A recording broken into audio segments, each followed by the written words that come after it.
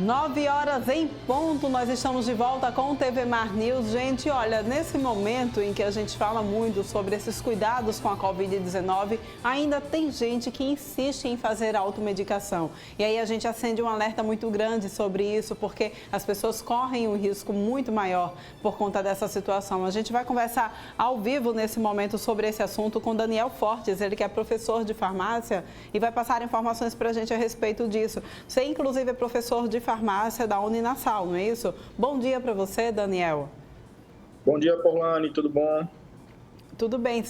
É um número tão alarmante, né? 77% da população brasileira tem o hábito de fazer a automedicação. É um número muito relevante e que é muito preocupante também, principalmente nesse momento que a gente fala tanto de saúde, sobre essa questão de pandemia, um vírus que poucas pessoas, até a comunidade médica mesmo, conhece pouco sobre ele, não se sabe, então, como seria a reação dos efeitos dele combinado com algumas medicações. Exatamente, né? Isso é um dado do Conselho Federal de Farmácia, onde 77% da população brasileira, ela afirmou que fazia uso da automedicação, né? A automedicação ela é o ato de você tomar um medicamento sem a orientação de um profissional responsável. Nos tempos agora que a gente está passando com a Covid-19, a gente observa que o número de pessoas que se automedicam, ele tende a aumentar. Primeiro porque está um pouco mais difícil ter acesso aos serviços médicos, né? Muitos consultórios, eles estão limitando o número de atendimento. As pessoas, elas estão com medo, né, de sair à rua, de marcar suas consultas médicas preventivas. Normalmente, elas estão deixando mais para procurar quando estão sentindo algum tipo de sintoma, quando precisam fazer algum exame. Com isso, faz com que as pessoas, em busca do alívio de alguma coisa que estejam sentindo, elas recorram ao uso desses medicamentos aí. O que é muito perigoso, né? Principalmente quando a gente fala da população infantil e da população idosa. Uhum. Existe uma faixa etária, falando aí sobre essa população infantil e idosa, existe uma faixa etária que faz mais uso frequente da automedicação? A gente vai encontrar nessas duas populações, né, onde se estão os maiores riscos, tá?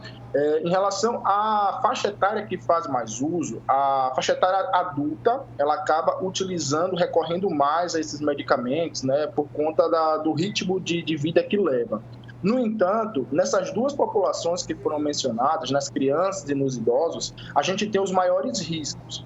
Primeiro porque nas crianças, muitos medicamentos, eles precisam ter as suas doses ajustadas, né? Porque como o organismo delas ainda está em desenvolvimento, tem uma série de enzimas que não estão completamente desenvolvidas, esses medicamentos, eles tendem a ter mais atividade, esses medicamentos tendem a demorar um pouco mais para sair do organismo dela. Já em relação aos idosos, o cuidado com a automedicação, a gente alerta principalmente naqueles pacientes que possam ter algum tipo de problema no fígado ou problema nos rins.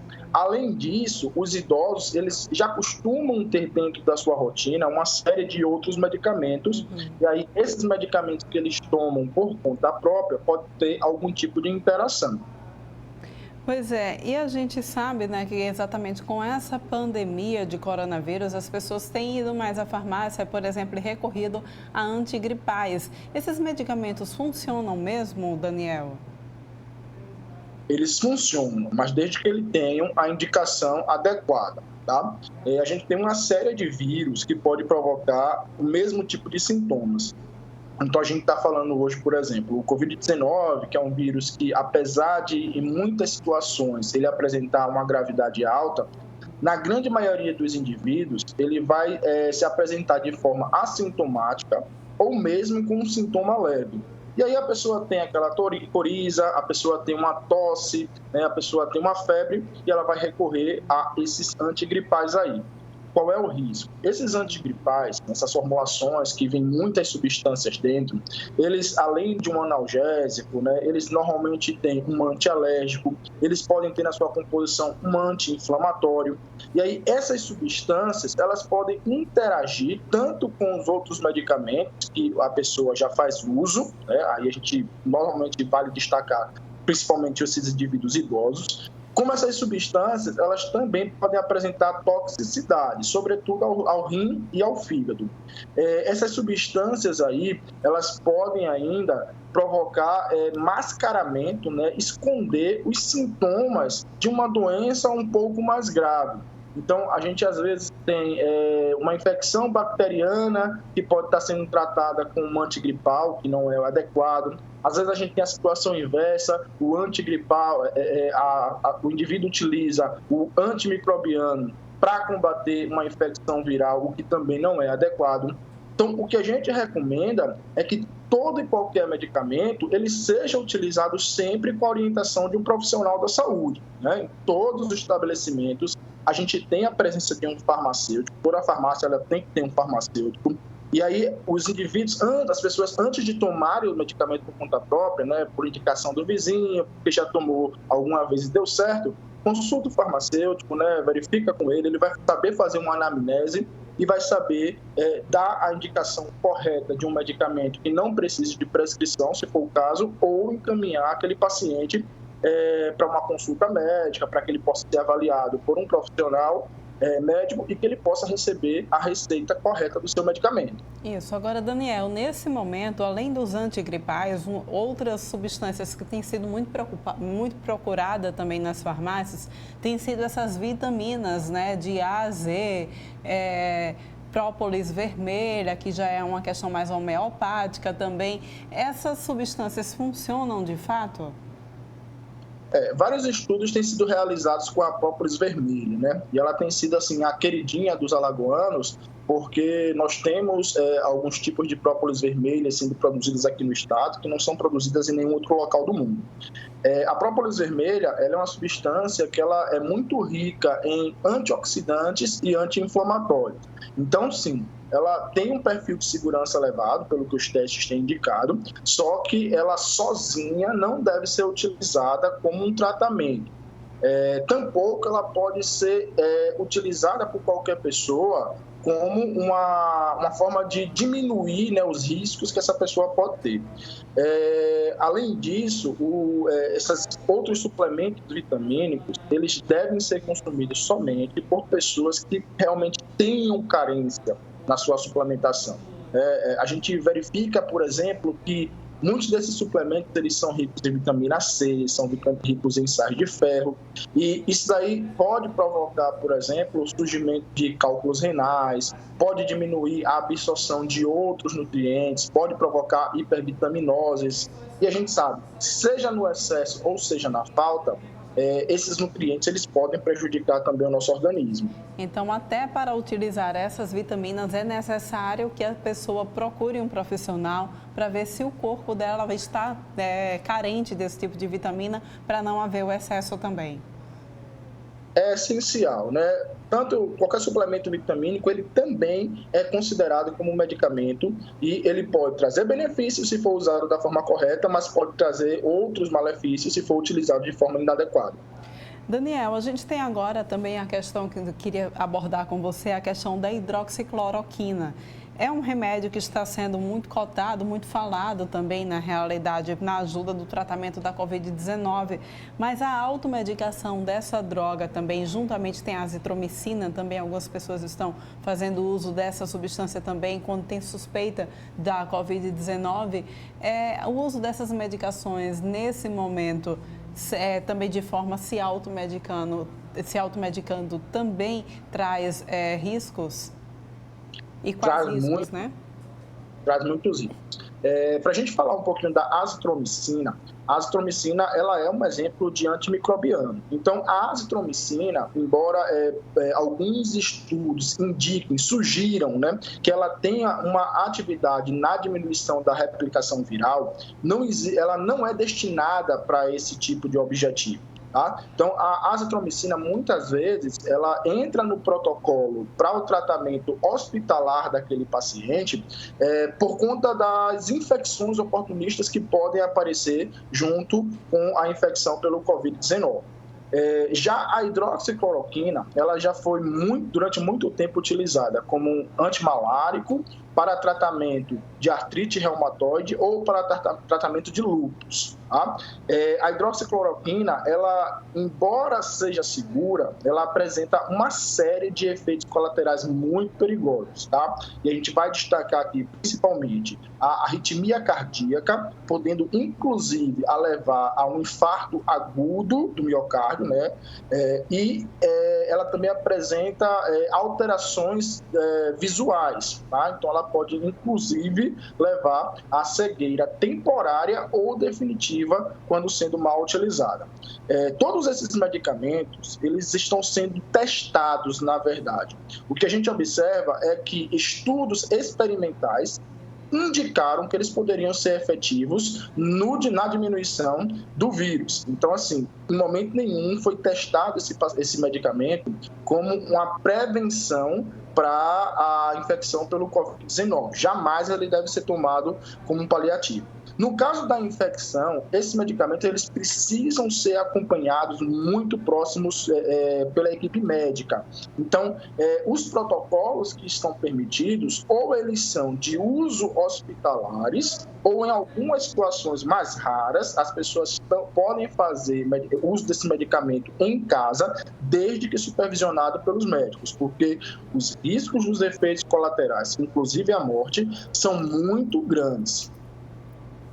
Tá ok, então eu queria que você só pudesse deixar para a gente algumas dicas para quem está nos assistindo, de repente fazer novamente, né, esse alerta para quem está em casa sobre esses cuidados com a automedicação.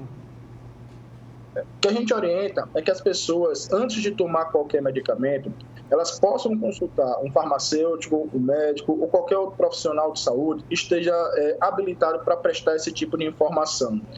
A automedicação, ela é a principal responsável por casos de internamento por intoxicação no Brasil, né? E nessa época onde os serviços públicos de saúde eles já estão sobrecarregados por conta do aumento do número de pacientes, o tempo que esses pacientes ficam hospitalizados devido à epidemia do Covid-19, praticar a automedicação agora é um risco muito mais sério à saúde das pessoas. Porque pode ser que você precise de um hospital, pode ser que você no hospital se exponha mais ao risco de uma infecção pelo Covid-19, ou mesmo que você não tenha o atendimento adequado, porque todos os recursos, todo o esforço das equipes de saúde hoje estão no enfrentamento dessa epidemia. Então, antes de tomar qualquer medicamento, consulta ao seu farmacêutico, consulta ao seu médico, e aí ele vai te dar a orientação clara sobre qual medicamento, por quanto tempo você deve utilizar. Ok, muito obrigada pela tua participação, Daniel, aqui no TV Mar News. A gente volta a se encontrar em qualquer outro momento também. A TV Mar News sempre de portas abertas para vocês, tá? Eu que agradeço, Forlane. Bom dia a todos. Pois é, gente, a gente viu aqui o quanto que a ciência tem ajudado a gente, né, a esclarecer aí algumas coisas, algumas questões tão necessárias nesse momento de pandemia. E a gente continua falando também sobre ciência, que pesquisadores aqui de Alagoas estão desenvolvendo um novo respirador mais barato e eficaz. A gente acompanha agora na matéria de Viderlan Araújo. E o mundo inteiro continua se juntando para poder combater o coronavírus. Aqui em Alagoas, a boa notícia são um grupo de pesquisadores e de engenheiros que se juntaram para poder, pelo menos, preparar um material que promete ser muito, mas muito utilizado durante essa linha de combate. Nós temos que falar em combate mesmo, porque o mundo se prepara para uma guerra, para combater o Covid-19. E tem isso sido colocado também com muita ideia sendo criada. Nós estamos aqui falando de um grupo de pesquisadores que criou um respirador mecânico, o projeto Respiral, que acaba tendo o envolvimento de muitas pessoas. Nós vamos conversar com um dos representantes do projeto, o Tiago Ramon, e vai explicar a parte operacional desse respirador para todos os nossos telespectadores. O projeto ele consiste na criação da colocação de um ambu e um controle automatizado, né, utilizando os princípios básicos de funcionalidade de um respirador industrializado. Esse respirador ele já está conectado no circuito traqueia e um pulmão artificial aqui que faz a simulação de um paciente, certo? através do controle de ajuste de pressão, fluxo, volume, frequência, assim como os respiradores comerciais, ele também tem o controle de oxigenação que vai estar demandando lá para o paciente. Isso faz com que o equipamento ele se torne rentável na fabricação. Esse respirador, inicialmente, esse era o propósito nosso, realmente a gente fazer o projeto para que a gente consiga ter peças nacionais e aí a gente consiga fazer a fabricação desse respirador e com um custo também baixo, utilizando componentes e acessórios comercializados no Brasil, que a gente consiga otimizar e levar esses ventiladores às pessoas mais carentes e necessidade desses respiradores. O Projeto Respiral é, na realidade, um conjunto de pessoas voluntárias e a gente começou, eu pesquisar de um lado, o professor Rodrigo também de outro, e aí juntamos forças, depois se encontramos aí através de outras pessoas, juntamos forças com ideias diferentes e uma equipe exemplar aí de várias áreas, multidisciplinar, com médicos, engenheiros, mecatrônicos, pessoal de desenvolvimento de sistemas, e conseguimos aí fazer um primeiro protótipo estudando todos os equipamentos de primeira mão. Foram 10 equipamentos mundiais que a gente coletou como estava sendo desenvolvido.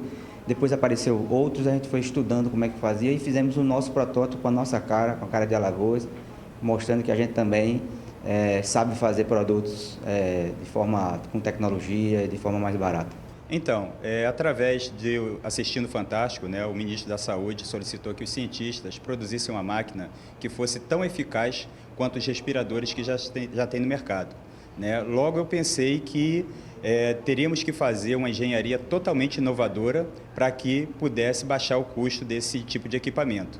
Então, pensando e pesquisando, eu pensei no Ambu, né, que é um equipamento que eu já tive contato quando eu fiz o curso de resgate em área de difícil acesso. E comecei a pesquisar, a conversar com médicos, fisioterapeutas e profissionais na área. E nessas conversas informais, eu tive a sorte de ter o contato com o professor Edson Camilo, da IFAL. Né, ele já estava com a linha de pesquisa também nesse sentido. Nós unimos nossas forças e, além de nós, mais 3 membros da equipe que são da área da engenharia mecatrônica, um engenheiro eletricista, que já tem uma especialidade em respiradores pulmonares, um médico e um programador. Com isso, a gente conseguiu fazer esse projeto. Quanto tempo o projeto demorou para ser executado?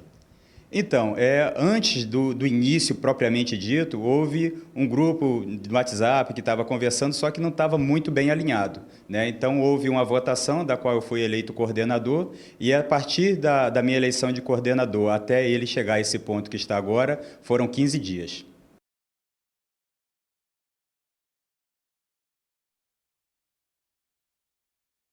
Fazendo esse registro aí dessa pesquisa tão importante aqui para o nosso estado também, para o país inteiro. E a gente agora vai dar uma conferida nas câmeras de trânsito aqui da nossa cidade para a gente ver como é que anda. Até através dessas câmeras de trânsito a gente consegue até fazer mais ou menos um balanço sobre a adesão das pessoas ao decreto emergencial. A gente tem aqui essa primeira câmera mostrando para vocês aqui o cruzamento do José Tenório.